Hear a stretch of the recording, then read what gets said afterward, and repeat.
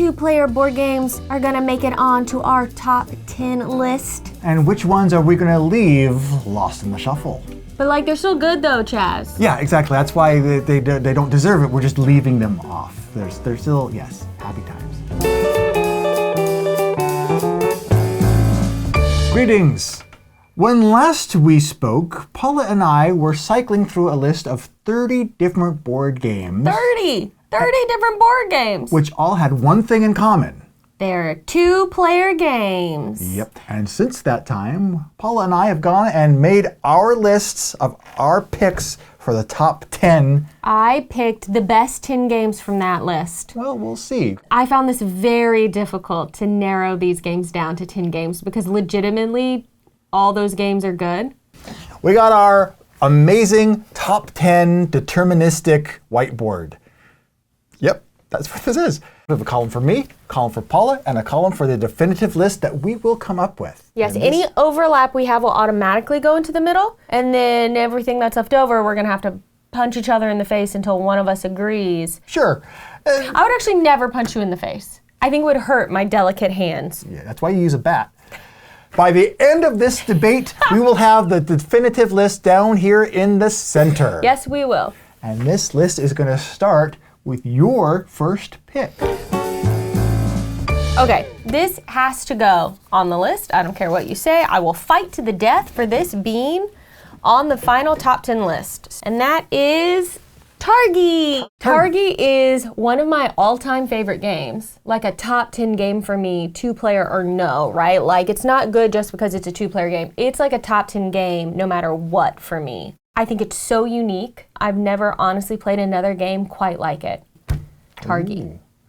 It will never leave my collection. Well, you know what? Let's just cut the drama off at the knees right here because there's going to be no need to debate. Yay! Targi also made my top 10 list. It's so good, and I don't even like Take That really in games. Well, feel free to move it to the center because that is our first match right off the bat. Okay, well, let's just go old school classic right now. A game that has stood the test of time for decades, if not centuries, millennia at this point. Chess. The ultimate two-player classic game. I just don't think it needs to be on this list. Interesting. I'm sure that we will eventually come back to this topic, but for now, let's continue on to your next picks. I want to talk about Jaipur.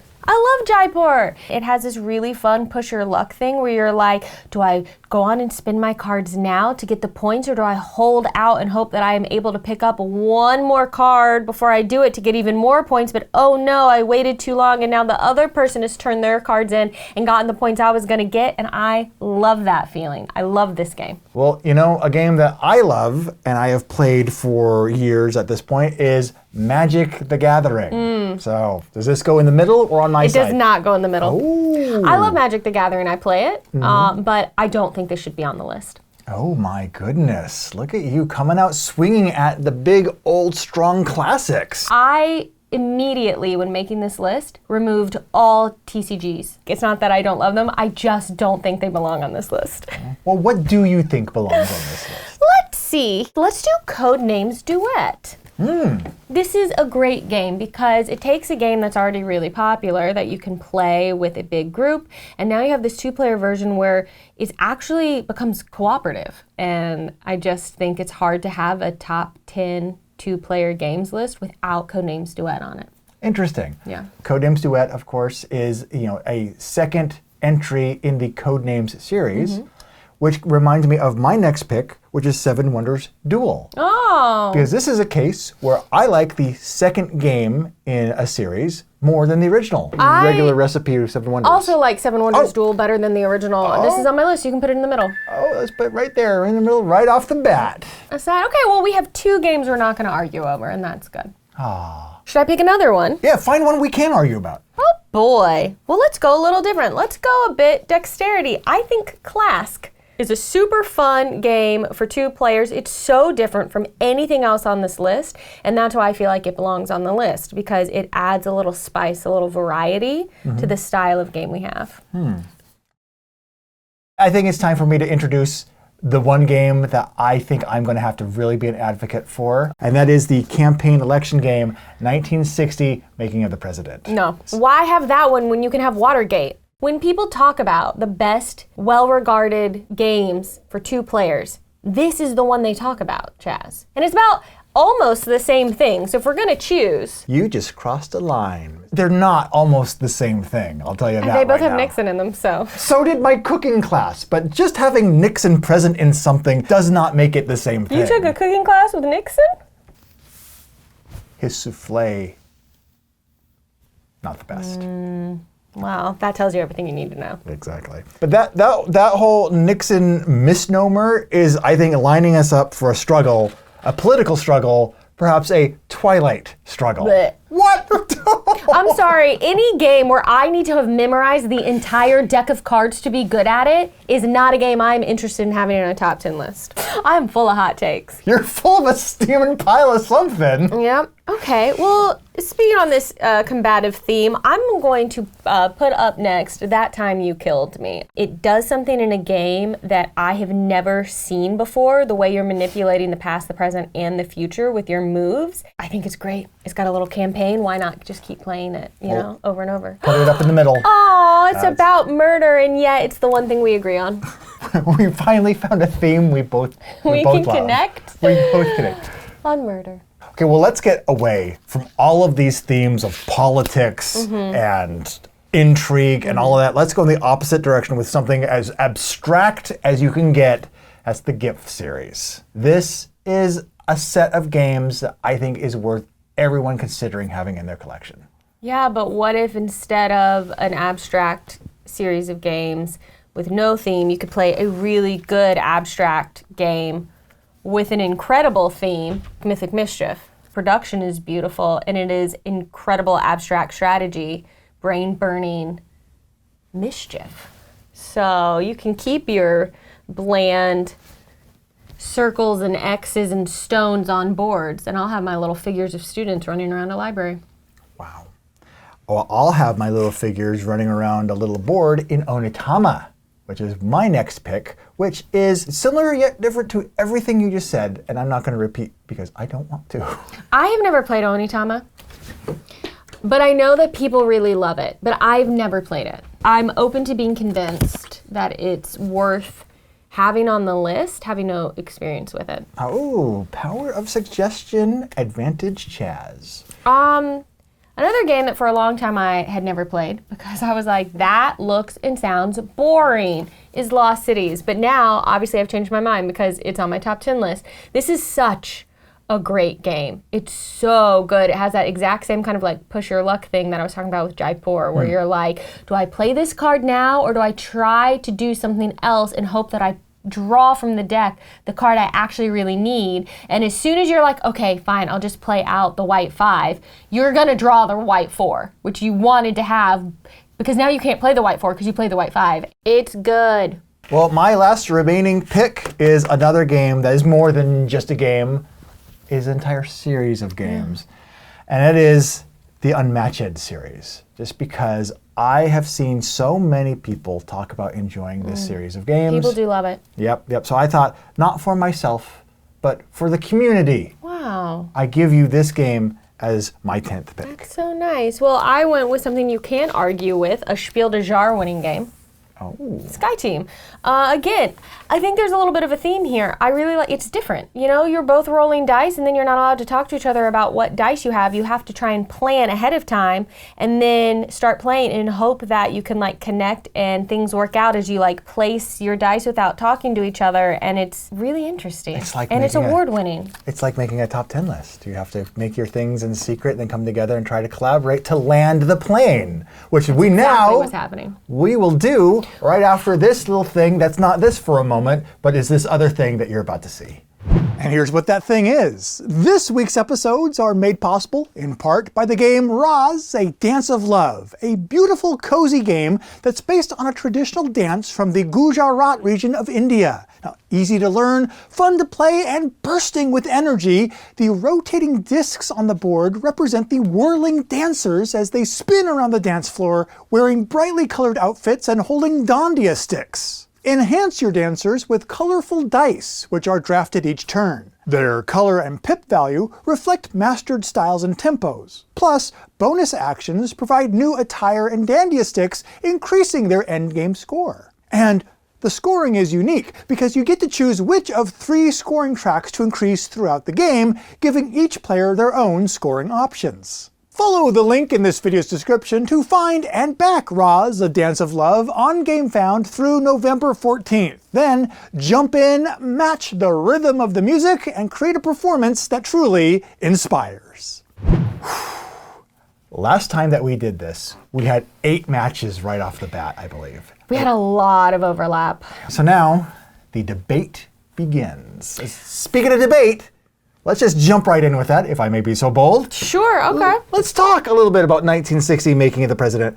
I put this on the list because, speaking of games that are different, you're so into games that are different and do something differently, this is a campaign election game, the only campaign election game that was on this whole list of candidates. There's a lot going on in this game. You have constituents you have to go and make happy. There are different topics and areas. You have to have a debate a couple of times during the game. But what do you think about it? If we're gonna have 2 games that have Nixon in them, I don't think both can be on this list. I think it's almost too many games about Nixon to have on any list. And the one I've played is Watergate, and Watergate is incredibly good, and it is so highly regarded. I just have a hard time seeing a list like this that doesn't have Watergate. If they had to go head-to-head, I would have to concede that, yeah, Watergate would be the pick of the 2. I just think it has to be. I mean, it doesn't feel good to say. 1960 Making the President is big and neat and different, but it's also elaborate and big, and you can't just sit down and play it. You have to do a little homework before you go into it. So move Watergate to the middle. I win, and I'm gonna keep winning. Okay, I think we have to talk about our philosophy for this list. Okay. Especially because Magic the Gathering can be played at more than 2. But it's our only CCG, TCG, whatever, on the list, and so if we think it's important to represent that on this list. This was my philosophical take on this list. I didn't go out of my way to try and include a game from every different type of category that I could. I looked at the games in and of themselves of, if I was to take someone and I was to just say, hey, you like board games? Here are more games for 2 players I recommend you go and look at. But you make a good point about Magic the Gathering having multiplayer variants. And that was the one Achilles heel about it that made it like my 10th pick of what I picked. I'm going to take Magic the Gathering. I'm not going to remove it completely yet, but I'm going to move it down to the bottom of mine because it is a quality game that has stood the test of time. But it is overwrought. There's a lot of stuff in there. I do love playing Magic. But you don't like it as much as the others on the list, apparently. No. If Magic is on its way out, what game do you have that you think should be on its way in? On its way in? To the middle. From either side. This side particularly could go in there. I'm gonna put up Lost Cities. It's so good, that stress feeling you get. If only I could draw a card and then play.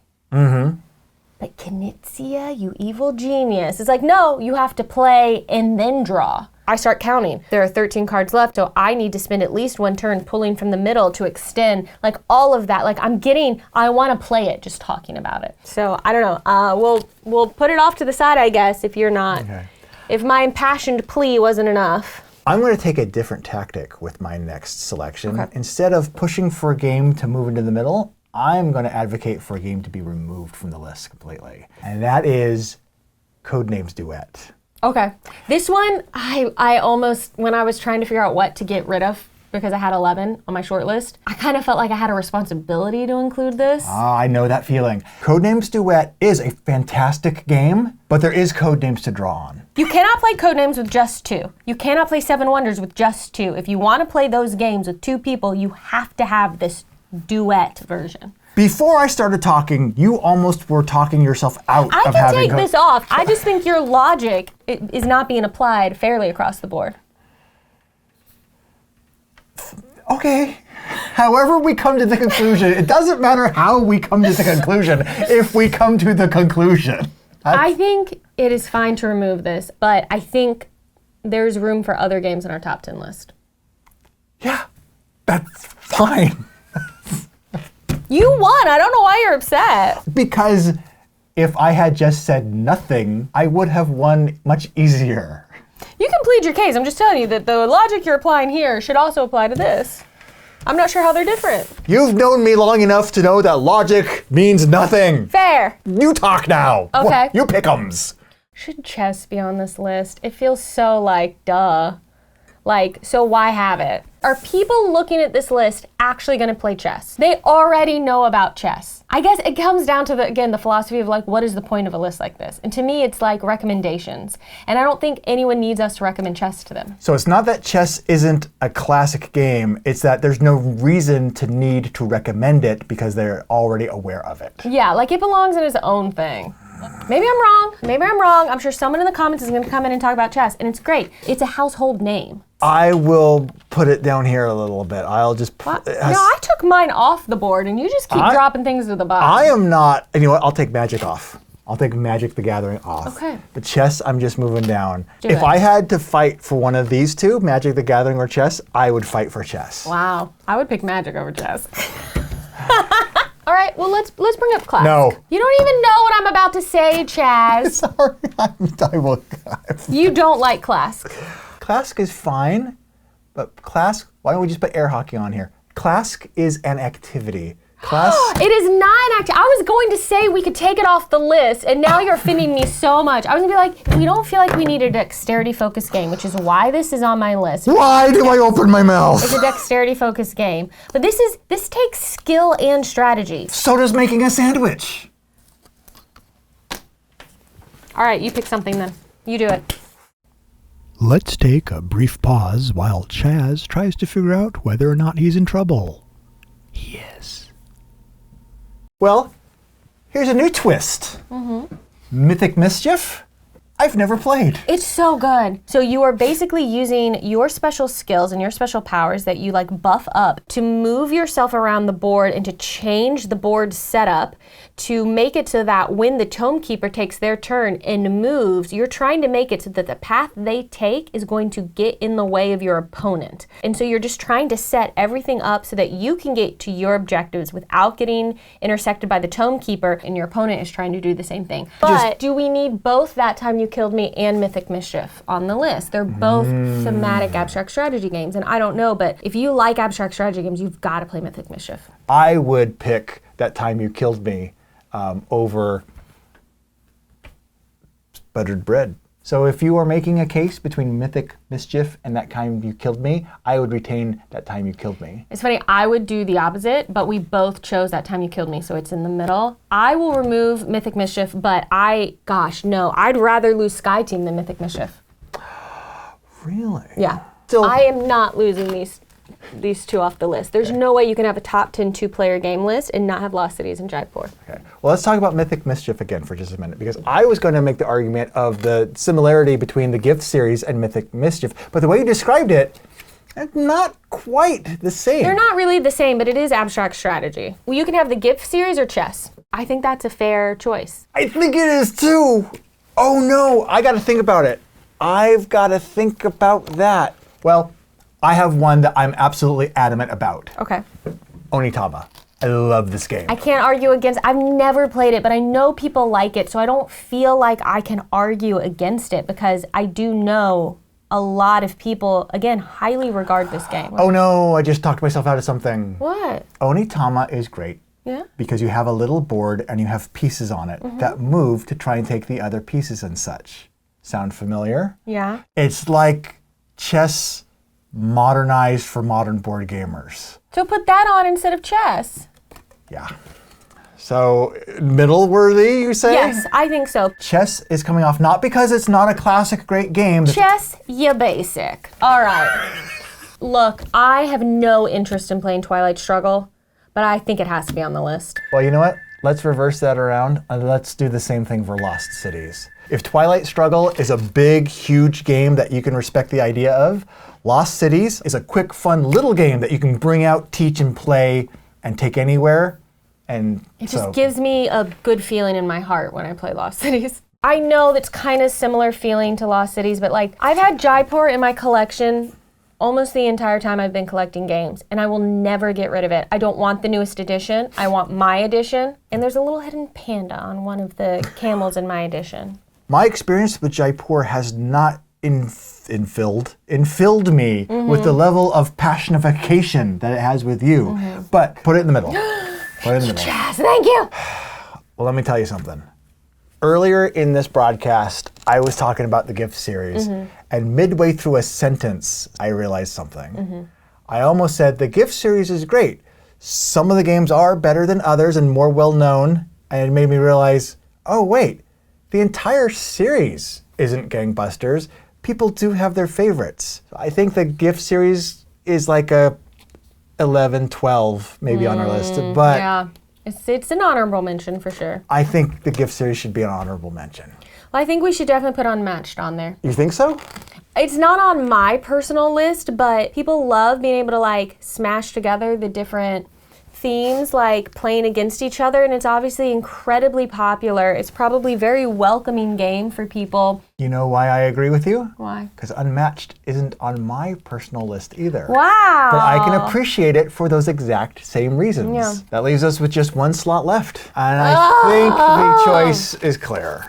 I would rather play Mythic Mischief than Sky Team, but Sky Team is award-winning. This is more different from what else we already have on the list. That is true. It is a different experience as well. Because we already have multiple abstract strategy games on the list. But y'all, if you like that, please check out Mythic Mischief. It is a beautiful experience. And there's an app for it you can check out too. And this has multiple scenarios. Like, it deserves its award. Our Spiel des Jahres winning game makes it just under the wire. We cannot be bought. Our integrity is not for sale, sir. We will judge these games as we will. This was tough. It was tough. But look what we did. We came, but now this is in no particular order. This is No not particular number order. 1 down to 10. If I was to recommend a list of 10 two-player games to someone, I would be comfortable with this. I would too. Would you? What are we completely and totally wrong about? Let us know in the comments below. And just so you know, our friendship has survived intact. Absolutely. I am confident that we still like each other the same amount now as we did before this entire debate. Indeed. And if you have your own game night that you put together and say you have a list of games and you're trying to decide what of the 10 to play, check out the website GameNightPicks.com, because on there you can not only make your list, but you and your friends can go and vote on which ones to move to the top of the list to play next. And then your debate isn't happening at game night, wasting precious playing time. Exactly. Speaking of which, we have wasted enough of your precious time, but we appreciate it. So thanks for joining us, and we'll talk to you again soon.